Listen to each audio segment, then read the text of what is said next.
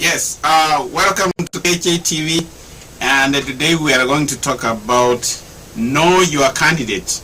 And in the studio we have Dr. Willis Omwoyo, who is a candidate for South Muigrango Member of Parliament. Welcome, Dr. Omwoyo. Thank you very much, Dr. Joash. I'm happy to be here on the show today. Yeah, I know you are a busy person. I see you are in Naivasha, and you are surrounded by animals. We can see your background with animals. How is Naivasha? Well, it's a bit cloudy. It's not as hot as it normally is. This is a rainy season, so quite a bit of cold, but intermittent with some heat here and there.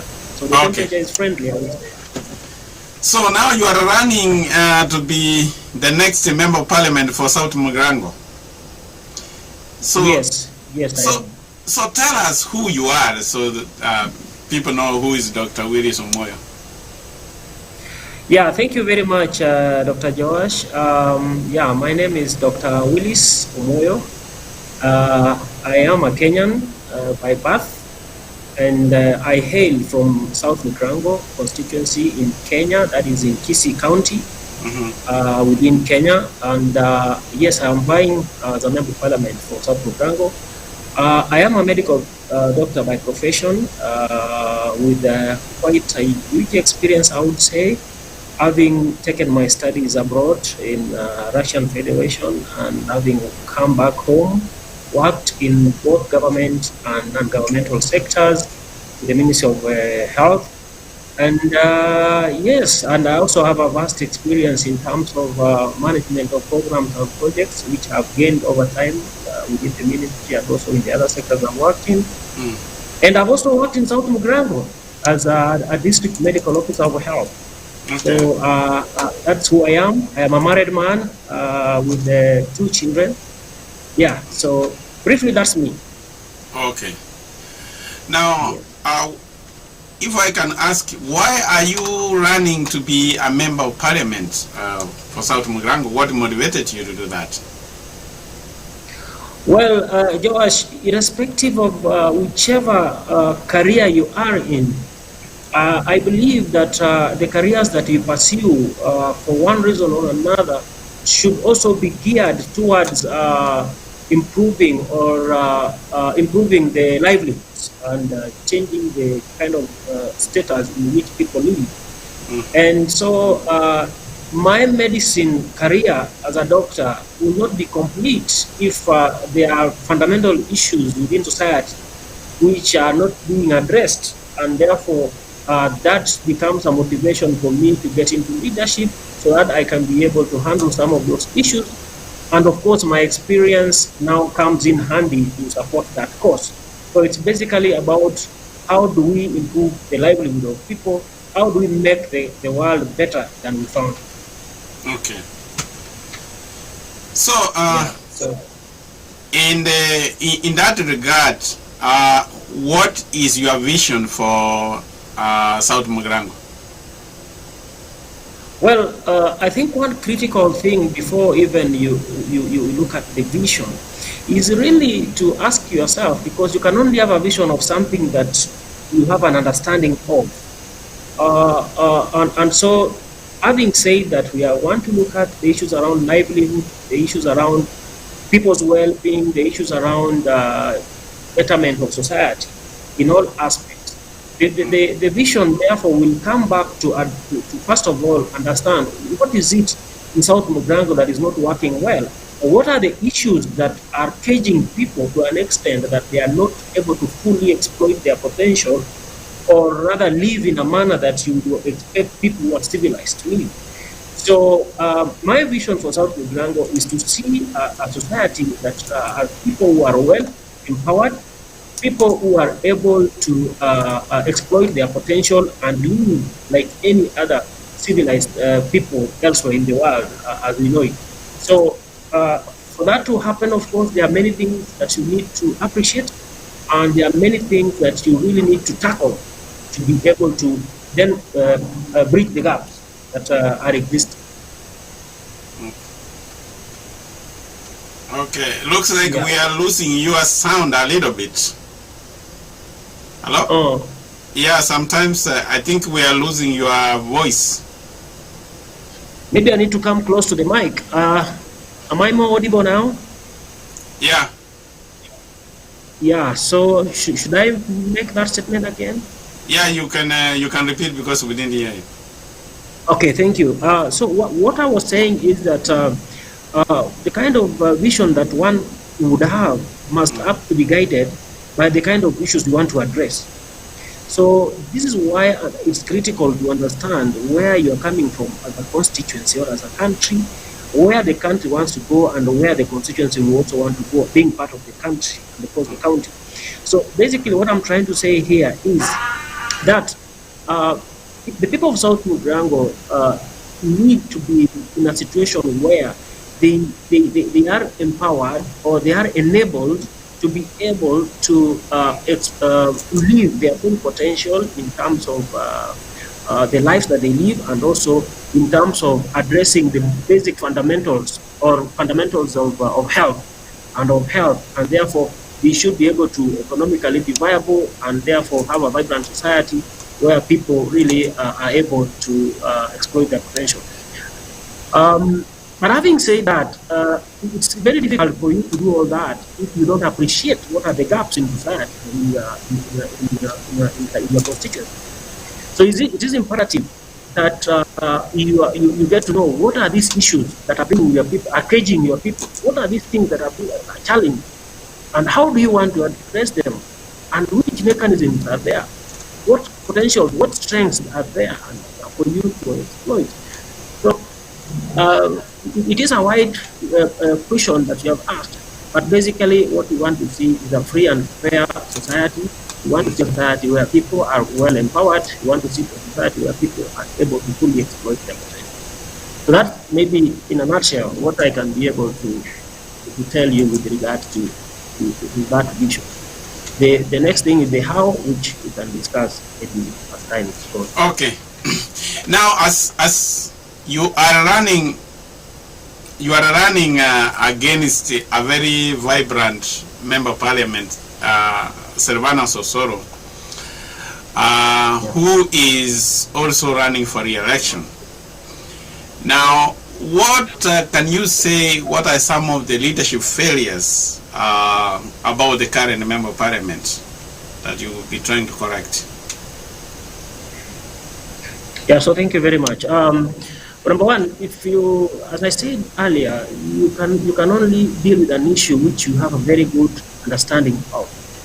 And so, one thing that I find wanting in his leadership is the fact that we don't have what we call a meaningful, and that is the word to underline, meaningful engagement of the constituents in terms of the various economic injections that you want to do within that space, and also the appreciation of the kind of challenges they go through. I'll tell you, there are three key things that my constituents are suffering from. Number one is the issue around food security, which I think he has not been able to address. The second thing is the issue around diseases and death in the constituency. How do we mitigate against this? How do we reduce the burden of such? And the third one is the issue around education, because those are the three drivers of household expenditure. If you look at the integrated household budget survey that was done in this country, it will tell you that in South Muigrango we have 52% of people in South Muigrango are poor, absolutely, and then we have around 46% who are average, and then 2% who are above average. So it means that this constituency is being the burden carried by the other half. So you cannot be able to transform a society if you don't have innovative approaches. And one way of doing that is looking at the key drivers of costs the household level. And one of them is food. Ensure there is food security in the society. And how do you do that? Number one, ensure that poor people and vulnerable families are able to put food on the table. And how do you do that? Ensure you come up with initiatives like seed and fertilizer program, where people are able to do their work and get food on the table, be able to plant. Because most farm inputs in Kenya are very expensive. People can't afford them. This leads people to food insecurity. Secondly, if you look at the issues around disease and death, they drive the economy of my constituents a lot. What do you want to do about that? The government of Kenya is doing what we call universal health coverage. It's not enough because there are other families and households that will be left out. Have you been able to map those households and come up with a program, working in collaboration with NHIF, be able to leverage and bring these people on board so that then you are able to safeguard them from this expenditure? Thirdly, education. It's another driver of household expenditure. How do you want to do it? We have our constituent development fund. The way disbursing these funds is very unfair because the poor and vulnerable in society don't get to benefit. So some of those things, if addressed, then enable this society now to start taking part in economic activities within their space, and they are able then to improve their livelihood. Unless you address those three, you cannot improve the economic situation of the people of South Africa. So I'm saying those three things must be addressed as an emergency. And thirdly, then from there, you can now start discussing issues around improving the economy of that place by improving the chamas, the way we call them, by improving people at whatever economic level they are engaged in, giving seed monies, connecting people to the women enterprise funds, youth enterprise funds. So those are the things that you're talking about. So we cannot just do what we call firefighting and expect the society to transform itself. So if we address those three issues I've mentioned, then we are able now to work on the economy. And that constituency has got a lot of economic activities that can transform that society. One is sugarcane farming, two is soapstone. The three is tea and coffee farming.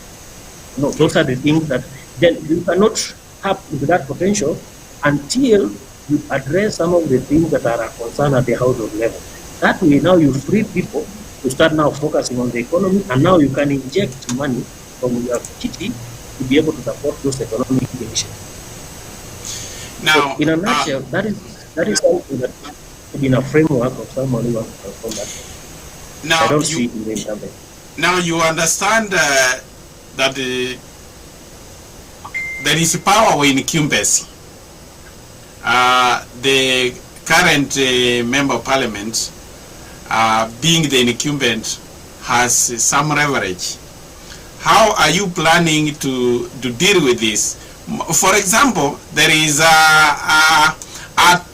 I saw something on Facebook, a message that is going to pay school fees for all of the students. I would like you to see, that's the message, if you can see it on the screen, that all children who did the examination in South Muigrango, that he would pay for their school fees. And that one is a power of incumbency. How are you planning to deal with it? First of all, Dr. Joash, I think I want to thank you very much for this show, because this is one way of answering that question. Number one, we need people to have civic education. You see, you cannot wake up one morning and say you want to pay money for school fees today, this time. We have been doing exams since he was elected in office. But as I say, it is a firefighter. He likes to firefight. It's only firefighting, because if you look at the issues is trying to do is to whip emotions and say, I'm here to help you, I'm the super god here, and therefore we need to re-elect me. And the moment we give civic education to the people, they should be able then to realize that this is just a bait that they are being treated to. Because if I ask you, why would you all these years, just now that the election is at the corner, then now bring the issues of school? And and we are yet to see whether that will be actualized, because we have several of these promises which we never done. But even if it did, it will beat logic to understand why it's happening and at the moment and just now. And the other thing, Joash, we have had many leaders who are incumbents who lose elections, and you know them; they are numberless, including the President Moi and the rest. And I'm not saying that incumbents do bad, but this particular one, because the problem with incumbents is that you have to show your record. So you cannot show your record at the 11th hour. You have to show your record from the time you are elected into office. So, as I was saying, he's trying to address number 3 of my items that I listed, and I listed food security as number 1, which he has not addressed. I listed number 2, where we are talking about education, the funding of education for families, which is now what he's trying to do. Number 2 was health, which he has also not done. So number 3 is education. So he knows that education is a drive, is a cost drive. And he knows that once he gives these people this money, they will then follow him blind. And that's why we are telling people that when we want to Hello? Hello? Hello? Looks like your internet is frozen. You there? Yeah, I don't know whether it's the internet changing. Hello? You can hear me? No, we are also in Africa. Yes, I can hear you. Yeah, we have these challenges. We are in Africa, but at least in Kenya we have tried. I went to other African countries and I said, "My God, what is this?" So let us appreciate what we have. That's for sure. That's for sure. I agree. Yeah, if you have gone to other countries, you will come to realize you're asking for even a cellular network and you don't have it. Now, one of the issue I saw a clip when the incumbent was addressing you. I was trying to get that clip to play for you. You were in a funeral, and then he was telling you that he has gone into many parts of South Muigrango. People don't know you. They only know you at Nyangweta, Nyasasa, and Nyamondo. And he was wondering whether you are running for MCA. If you remember, you must have been in that funeral. What do you have to say about that? Well, your guess is as good as mine, Josh. That is a very subjective statement, as it were, because you see, you shouldn't be worried. I'll be surprised if you get a politician who's advising the other on how to beat them. Most of the time. So I think that was just a political gimmick to probably counter my statements that I had made earlier. And if indeed I was confined to those villages, then he would encourage me to do so, not the other way around, so that then I don't cover the constituencies, but then he can still have good opportunity. I think he was trying to convince the electorate that even if you want to support this guy, his coverage is still low. So he's trying to convince people that probably he's still the best guy to do this. And that's why I'm saying that irrespective of what we say at political platform, the most important thing is to provide people with civic education to appreciate what kind of expectation they need to have from their elected leader. And then, even when we give you a promise that we are going to do ABCD, including paying school fees for everyone, you need to ask yourself, where has this money been? You also need to ask yourself, how do we know? Because school fees is not the only thing that bothers the people of South Muigrango. As I say, we have food security, we have hospital bills and all that. How do you go about this? And I will also tell you one thing, because maybe the other thing that are also firefighting things, which I will speak for purposes of bringing out that issue of firefighting and trying to do voters in a way that is not meaningful. Is by buying, like I've seen him buy school buses for schools. Well, it's a good thing. I don't say it's a bad thing, but we have a priority. We have a priority as a people. We have a priority. Dr. Joash, you wouldn't be where you are if you didn't go to a good school which had a good laboratory and good library. So people don't do exams in school buses. They do exams in libraries and in laboratories. I'm saying this because if you look at some of those schools which have school buses, do not have laboratories. And when the exam time comes, they have to shift from one school to another to go and do a physics or chemistry exams. And you expect them to be doctors like you. So it is not a meaningful thing to do. So what we are trying to tell people is we want our people to get meaningful things that can meaningfully change their lives. That's what we are trying to say. If you come to me, and I'll tell you another example, he has moved around also trying to replace schools with blue iron sheet. It's a good thing, we don't say it's not. But can we address the basic things first? Can I surprise you and shock you with one statistic about South Muigrango? If you visit you sample any 10 South Muigrango primary schools, you will be surprised that they don't have water and sanitation facilities in those places. There is no, so when children go to those, they use those their toilets. In 2 days they are sick. How? Because they went to those facilities which there was no water, and after that they went and ate something in break time. 2-3 days later, they are complaining about diarrhea and problems. They can't come to school, they can't cover the syllabus, they can't pass exams. So what we are saying is, before we rush to these fancy things which look good just by looking, can we do things that really impact positively and bring about a meaningful impact in terms of academic performance, in terms of people empowerment? You know, those are the things that we are looking at. You cannot move around in a constituency dishing out baking flour over Christmas, and you cannot sit down and come up with a fertilizer and seed program to help people do their own farming and buy their own maize. Okay. Those are the things that bother me really, because and I am a doctor, and if you come to me, I want to treat you. I want to treat your underlying condition. I don't want to give you paracetamol to cool your pain.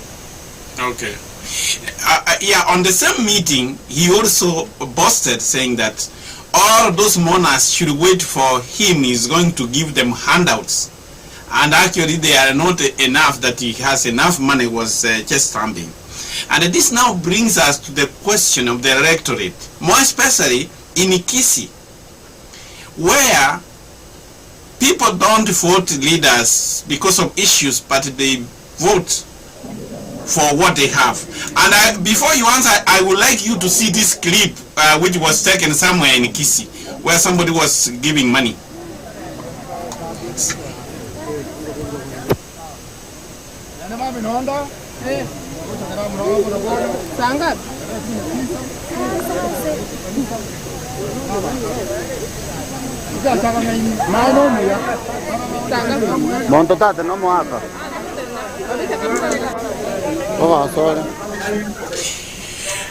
Now you have seen that is now the culture where people are giving handouts.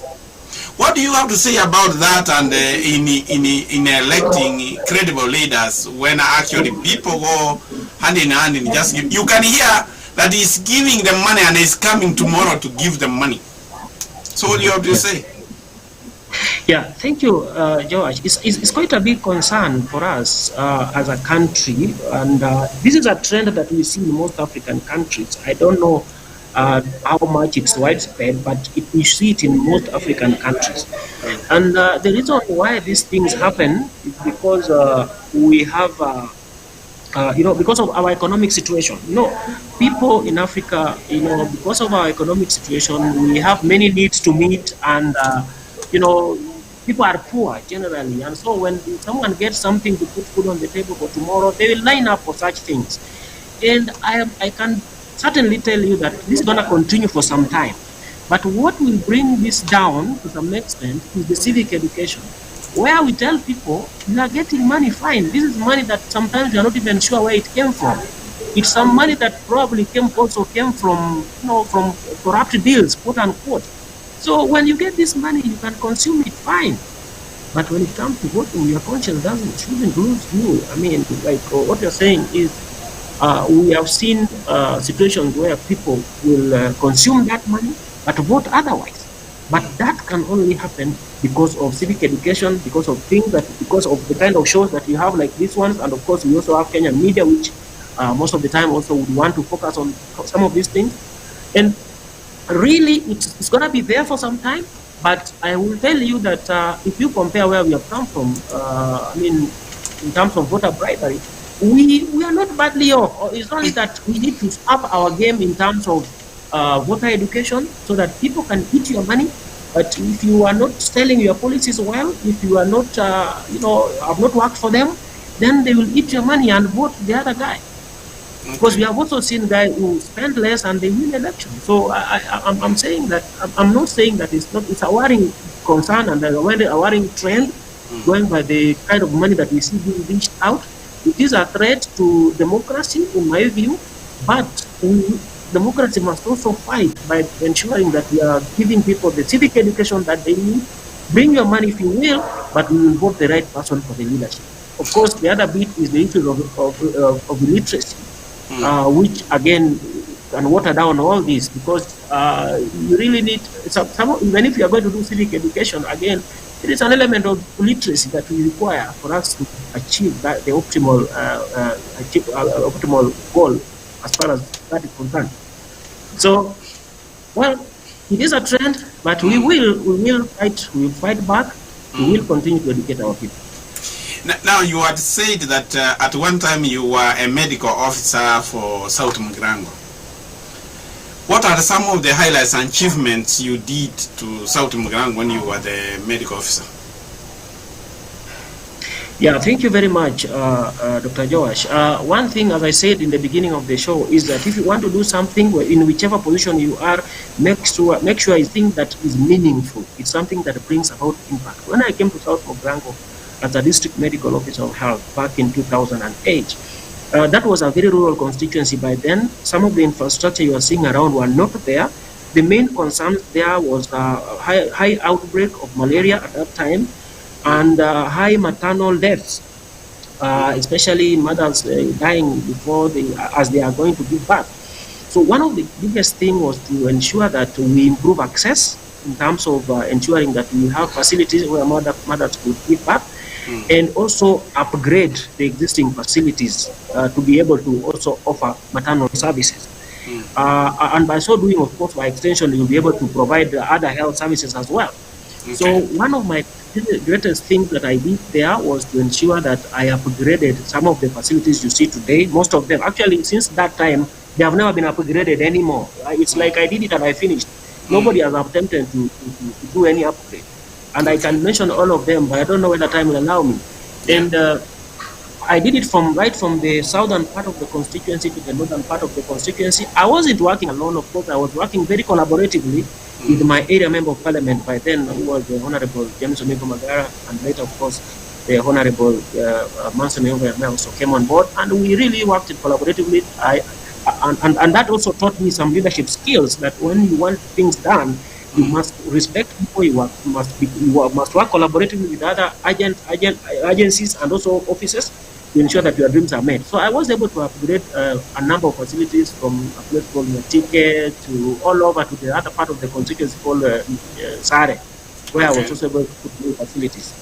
So that left a mark, because by 2012, we had already started seeing reduced trends in terms of malaria infection.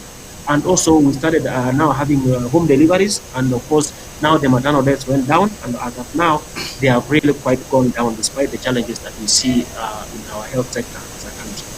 Good. Now my last question is, you are going to the National Assembly. Of course, as much as you are going to represent the people of South Muigrango, you are also going to legislate and do the things which affect all Kenyans.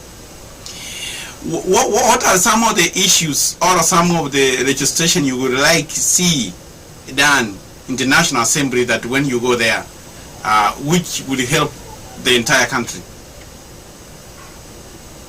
Thank you. So thank you. I was taking note. There is quite a lot of, for me, my interest, I would say, is full, because you know that legislation sometimes can be protracted. So the earlier you start bringing your bills in the floor of the House, the better for you, because then with time you'll be able to execute a number of them. Number one, we have what we call protection of our farmers. Of course, this will be handled, I know, by the Agriculture Committee, especially when you look at the issues around sugarcane farming. We see over and again our sugarcane farmers complaining that the proceeds of sugarcane are much lower than the inputs, And we also know that we have illegal sugar coming into the country. So we must, I must be one of those members of parliament working collaboratively again, because it's not only South Muigrango that for sugarcane, we have other constituencies, working collaboratively with them to protect the sugarcane farmer from importation of illegal sugar into the country. And the other thing is, of course, giving protection to our factories, our industries, to be able to operate within that return on investment formula, to be able then to empower our sugarcane farmers. The same, more or less, the same will apply to sugarcane and coffee farming. We know we have a lot of brokers who actually take advantage of our farmers. We need to push on these farmers and ensure that there is a way that we regulate that market to protect the farmer in terms of how their produce comes from their end up to the point where it goes out. And that is where, of course, the role is also short-changing for farmers. So we must come up with a framework that is protective in terms of the value chain for whatever the farmer is producing in terms of coffee, sugar, and tea, to ensure that at the end of the day there is something that the farmer is able to put on the table. The other thing, the other thing that will require legislation, in my view, is the issues around TC soapstone. We will not allow, especially now, that will be my big, because now soapstone is only in TC. We will not be comfortable to export soapstone as a raw material to other places for finishing. We would like to have it finished product done at Tabaka in South Muigrango, so that then the finished product are done from our end, and we only export the finished product to be able to have to add value to that commodity. And the other thing is, we also have byproducts from soapstone, which would be able to be used to make either chalk or paint, and we'd like to explore those options to ensure that we have maximum benefit from that mineral. The other thing that will require legislation is the issues around the health sector. I'm a medical doctor, and I'm not happy about how the sector is being handled. I know some counties have done better, others not quite, but we can do better. If we can be able to agree, especially on the issue of human resource for health, to be able, because the reason why this is very critical is because not every county can afford to have all specialists they want, and there are very few in Africa, in Kenya. So we want this to be nationalized, so that then the human resource for health can work for any Kenyans anywhere, and of course the other hardware can be left for the counties to handle. In my view, that will bring about some equity in terms of distribution of the limited resources, and again, that management of that human resource at that level will motivate the staff, because they will have one command center and one management structure that will work for them. So that's a very critical thing for me. Those are some of the critical things that I want. But the other thing, Josh, I'm a Christian. And one other thing that has been bothering me is the issue around operationalization or operations of our Christian institutions, the churches. You see, political parties where we belong, we have political parties, we get funds from the exchequer to run our political parties.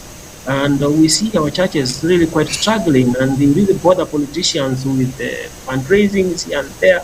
And I think it's high time we either restructure how the churches are and come up with a church fund that also comes from the exchequer to support some of those services, because churches are very critical in our society. We will have moral decay and whatever decay you want to talk about if we don't really take care of our churches.